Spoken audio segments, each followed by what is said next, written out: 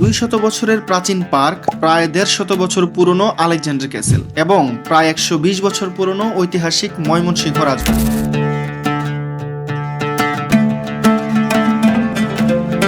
এইসব প্রাচীন স্থাপনাগুলো মাত্র একটি শহরেই অবস্থিত, আর সেই শহরের নাম ময়মনসিংহ।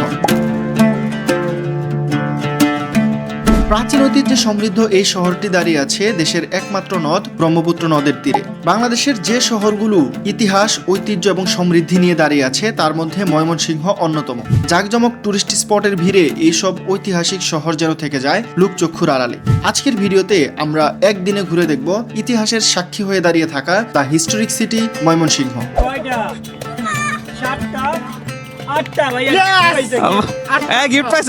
আমি আলামিন আর আপনারা দেখছেন ময়মনসিংহ থেকে সবাইকে স্বাগতম। এখন আমি যে জায়গাটিতে আছি এটা হচ্ছে ময়মনসিংহ বাইপাস।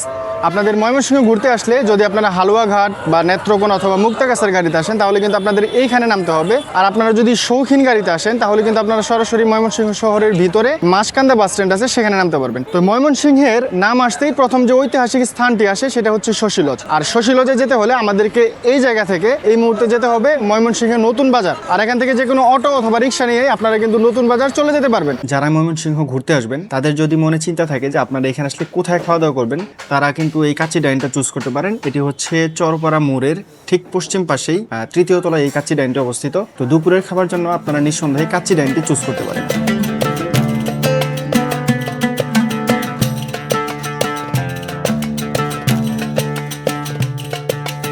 ভিউয়ার্স, আমরা এখন চলে এসেছি ময়মনসিংহের যে ঐতিহ্য এবং ঐতিহাসিক একটি জায়গা ময়মনসিংহ শশী লজ, সেই শশী লজের সামনে। এটাকে কিন্তু স্থানীয়রা ময়মনসিংহ রাজবাড়ি নামেও চেনে। এটি খোলা থাকার যে সময়সূচি সেটা কিন্তু আপনারা এখন ডিসপ্লেতে দেখতে পাচ্ছেন। এখানে ঢুকতে হলে আমাদেরকে এখন টিকিট কাটতে হবে। এখানে টিকিট মূল্য হচ্ছে জনপ্রতি 30 টাকা। ভিতরে ঢুকতেই আমরা যে জিনিসটা উপলব্ধি করলাম সেটা হচ্ছে ভিতরটা খুবই ঠান্ডা একটা পরিবেশ। আশেপাশে একটু গরম হলেও ভিতরটা কিন্তু একদমই ঠান্ডা। তো আমরা এখন চলে আসছি একদম শশী লজের পিছন যে সাইড, সেই পিছন সাইডটাতে যেখানে রয়েছে স্নানঘর এবং হচ্ছে একটি পুকুর। 19বিংশ শতকের শেষ দিকে জমিদার সূর্যকান্ত আচার্য চৌধুরী প্রায় 9 একর জমির উপর নির্মাণ করেন দৃষ্টিনন্দন এই দ্বিতল বিশিষ্ট প্রাসাদটি। নিজের দত্তক পুত্র শশীকান্ত আচার্য চৌধুরীর নাম অনুসারে এর নামকরণ করা হয় শশী লজ।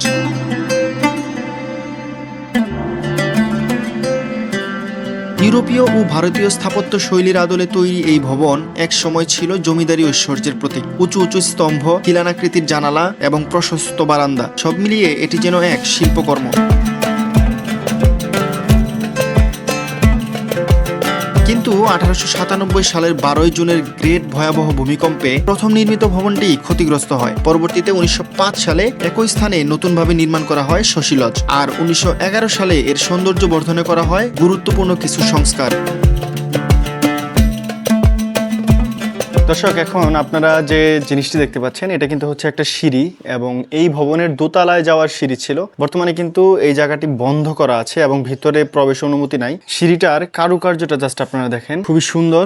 জায়গাটি কিন্তু পরিত্যক্ত এবং সিঁড়িটি একদমই এখন ব্যবহারের অনুপযোগী। আমি এখন যে জায়গাটিতে আছি এটা হচ্ছে শশী লজের একদম পিছনের যে অংশ, সেই অংশে। আর আমার পিছনে আপনারা যে ভবনটি দেখতে পাচ্ছেন এটা কিন্তু দেখতে কিছুটা হচ্ছে ঢাকা বিশ্ববিদ্যালয়ের কার্জন হলের মতো। এটা কিন্তু এই শশী লজের ফ্রন্ট সাইড না, এটা কিন্তু পিছন সাইড। আর এর ঠিক সামনেই রয়েছে হচ্ছে একটি দ্বিতল বিশিষ্ট স্নানঘর এবং ঠিক সেই স্নানঘরের সামনেই রয়েছে একটি পুকুর, যে পুকুরটিতেই হাঁসের খেলা দেখতেন এখানে বসবাসরত রানী। স্নানঘরের ঠিক পাশেই আমার পেছনে যে জায়গাটি দেখতে পাচ্ছেন এই জায়গাটা কিন্তু হচ্ছে একটা গোপন সুড়ঙ্গর প্রবেশ মুখ ছিল। এটি বর্তমানে বন্ধ আছে। কথিত আছে যে এটি মুক্তাগাছা জমিদার বাড়ি যা আছে সেটার সাথে কিন্তু কানেক্টেড ছিল, যেন যে কোনো যুদ্ধকালীন মুহূর্তে অথবা আপদকালীন মুহূর্তে এইখানে বসবাসরত রাজা, রানী এবং লোকজন যেন সরাসরি মুক্তাগাছা জমিদার বাড়িতে পালিয়ে যেতে পারে এরকম একটা অপশন এখানে ছিল। এখন কিন্তু এই সুড়ঙ্গটি কমপ্লিটলি বন্ধ করে দেওয়া হয়েছে।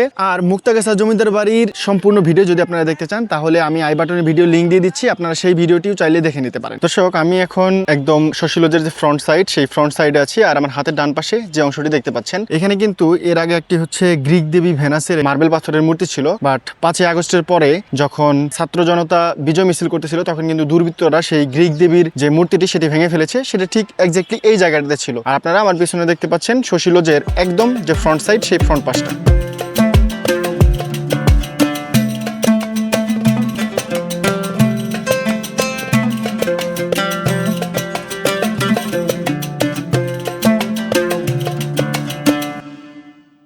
শশীলজের কাছেই ব্রহ্মপুত্র নদের তীরে অবস্থিত প্রায় 200 বছর পুরনো বিপিন পার্ক। 1947 সালের ডিসেম্বর মাসে এই পার্কে অনুষ্ঠিত হয় রাষ্ট্রভাষা বাংলার পক্ষে এক গুরুত্বপূর্ণ ছাত্রসভা। এরপর 1952 সাল পর্যন্ত ভাষা আন্দোলনের একাধিক ঐতিহাসিক সভা সংগঠিত হয় এখানে। শুধু ভাষা আন্দোলনই নয়, পাকিস্তান বিরোধী আন্দোলনের সময়ও বহু গুরুত্বপূর্ণ সভা সমাবেশ অনুষ্ঠিত হয়েছে এই পার্কে। তখনকার দিনগুলোতে এই পার্ক ছিল রাজনৈতিক চেতনা ও জনমতের উন্মুক্ত এক মঞ্চ। দেশ স্বাধীন হওয়ার পর ধীরে ধীরে রাজনৈতিক সমাবেশ কমে আসে এই পার্কটিতে। সময়ের পরিবর্তনের সাথে পার্কটিও হারায় তার পুরনো জৌলস। 2013 সালে কংগ্রেস জুবিলি রুট সংলগ্ন এলাকায় থিম পার্ক হিসেবে পুনর্নির্মাণ করা হয় বিপিন পার্ককে।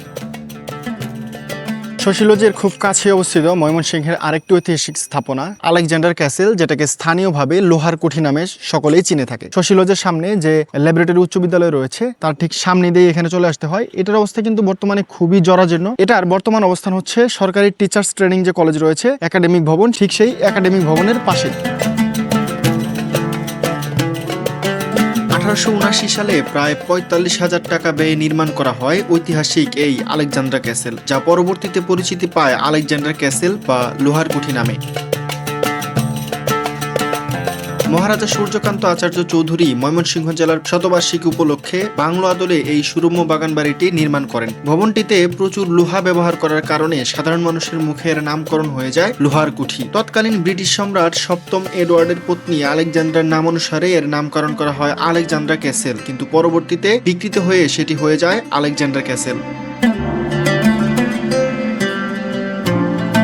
বহু বরেণ্য ব্যক্তির পদচারণায় মুখরিত হয়ে আছে এই আলেকজান্ডার ক্যাসেল। ব্রিটিশ শাসনামলে উচ্চপদস্থ প্রশাসনিক কর্মকর্তা ও অভিজাত অতিথিরা এখানে অবস্থান করতেন। 1926 সালের 15 ফেব্রুয়ারি মহারাজার আমন্ত্রণে বিশ্বকবি রবীন্দ্রনাথ ঠাকুর সপরিবারে ভ্রমণ করেন ময়মনসিংহ এবং অবস্থান করেন এই লোহার কুঠিতে। কথিত আছে, প্রাসাদ প্রাঙ্গণে এক বিশাল বৃক্ষতলে বসেই কবিগুরু রচনা করেছিলেন একাধিক কবিতা। একই বছরে এখানে আসেন মহাত্মা গান্ধী। এছাড়াও এই প্রাসাদে পদার্পণ করেছিলেন লর্ড কার্জন, চিত্তরঞ্জন দাস, নওয়াব সরিমুল্লাহ এবং সুভাষচন্দ্র বসুর মতো বরেণ্য ব্যক্তিরা।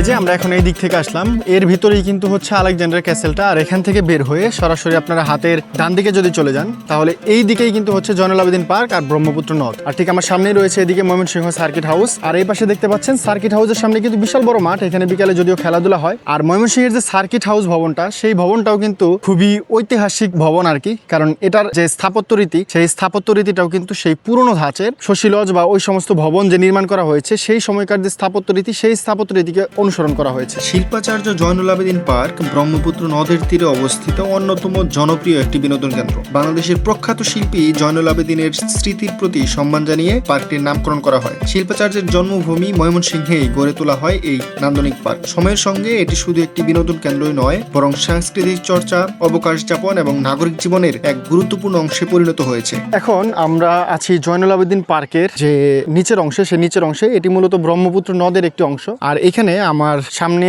আপনারা দেখতে পাচ্ছেন এই পাশে কিন্তু অনেকগুলো নৌকা রয়েছে, যে নৌকাগুলো সাধারণত আপনারা ওই পারে যাওয়ার জন্য ব্যবহার করতে পারবেন, অথবা যদি চান যে আপনারা হচ্ছে এই নদীতেই ঘুরে বেড়াবেন তাহলে কিন্তু এই নৌকাগুলো দিয়ে আপনারা ঘুরে বেড়াতে পারবেন। এই জায়গাটা ময়মনসিংহবাসীর জন্য একমাত্র পর্যটন কেন্দ্র বা একমাত্র সময় কাটানোর জায়গা হিসেবে আপনারা ধরে নিতে পারেন। এছাড়াও কৃষি ভার্সিটি রয়েছে, যেখানে অনেক মানুষ যে সময় কাটায়। তবে তুলনামূলকভাবে এই জয়নুল আবেদিন পার্কটি হচ্ছে ময়মনসিংহবাসীর কাছে খুব বেশি জনপ্রিয় এবং আবেগের একটি জায়গা।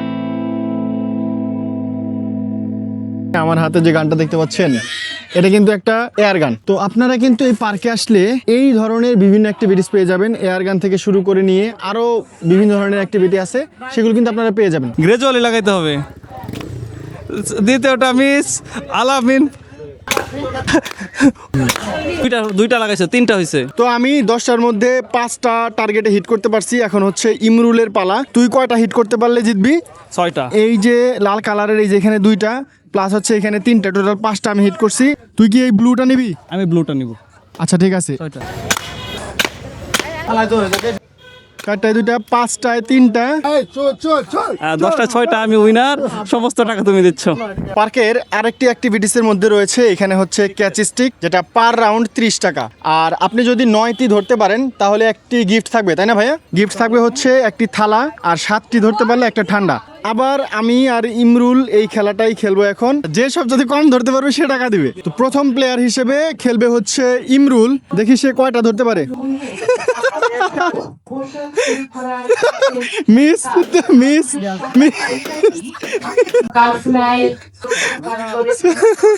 দুইটা ধরছে মিস কয়টা ধরছো? 4টা। সেকেন্ড প্লেয়ার হিসেবে এখন আমি খেলবো। ইমরুল কিন্তু 4টা ধরতে পারছে।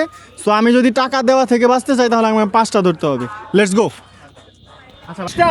এই বাতিজা বাতিজা এই ও লম্বা 3টা 4টা 5টা 6টা 7টা 8টা ভাইয়া এই গিফট পাইছে ঠান্ডা। তো 10টা স্টিকের মধ্যে আমি ধরতে পারছি 8টা, ইমরুল ধরতে পারছে অনলি 4টা। তো এখন পে করবে হচ্ছে ইমরুল। আর যেহেতু আমি 8টা ধরতে পারছি আমি কিন্তু একটা গিফট পাবো। ভাই গিফটটা কি? ঠান্ডা কোল্ড ড্রিঙ্কস একটা কোল্ড ড্রিঙ্কস। একটা কোল্ড ড্রিঙ্ক 9টি ধরতে পারলে একটা প্লেট। হ্যাঁ, থালা বা আমি plate। একটার জন্য হচ্ছে একটা প্লেট থেকে বঞ্চিত হইলাম। যাই হোক, একটা ঠান্ডা পাইছি। আমাদের যাচ্ছে হচ্ছে 2 রাউন্ডের জন্য 60 টাকা। আর এটার পাশে কিন্তু যে বক্সার গেমটি সেটাও রয়েছে, বাট আমি এটা রিকমেন্ড করি না, কারণ এটা দিয়ে অনেকেরই হচ্ছে হাতের বোনস ভেঙে যাওয়ার হিস্টোরি আছে। তো আপনারা চাইলে খেলতে পারেন। ইতিহাস ঐতিহ্যের শহর ময়মনসিংহে এই জয়নুল আবেদিন পার্ক এখানের বাসিন্দাদের জন্য এক আবেগের জায়গা। বিভিন্ন জেলা থেকে পড়তে বা চাকরি করতে আসা মানুষজন এই শহর ছেড়ে গেলেও ভুলতে পারে না এই পার্ক ও ব্রহ্মপুত্র নদের হিমেল হাওয়া। আপনিও একদিন ঘুরে যেতে পারেন প্রাচীন এই শহর ও এই পার্কটি। ভিডিও ভালো লাগলে সাবস্ক্রাইব করতে পারেন। দেখা হচ্ছে নেক্সট ভিডিওতে। সে পর্যন্ত সবাই ভালো থাকুন। আল্লাহ হাফেজ।